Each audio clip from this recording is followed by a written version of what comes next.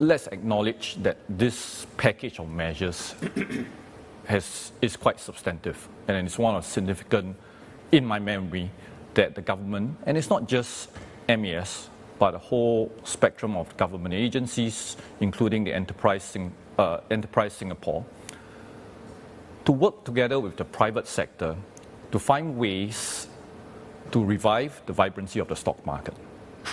So I think we got to acknowledge it cuts across both the public-private sectors, and it cuts across many dimensions, both on the demand, supply, and regulatory.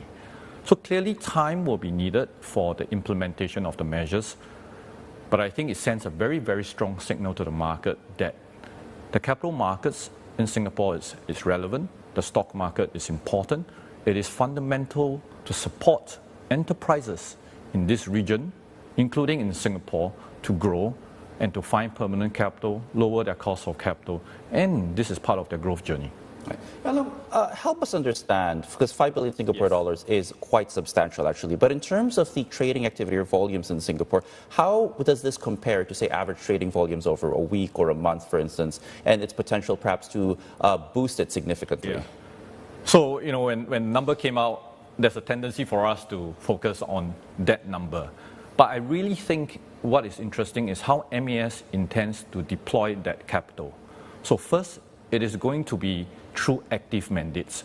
So it's not about index passive allocation, but allocating to fund managers that actually have active mandates to look for companies that deserve the additional capital to fund their growth.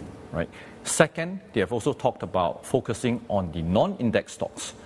So just as a sense, the top 30 stocks represented by the STI index is about 85% of our daily trading volume. The rest, there's a few hundred stocks, comprise about 15%. So our trading volume is about $1.2 billion a day. Mm-hmm. So you can see in that context that 5 billion can be a significant number. And then third, again, they talk about crowding in of commercial capital. So it's not just about government monies. So if that is successful, then clearly we are talking about a number that is in excess of $5 billion.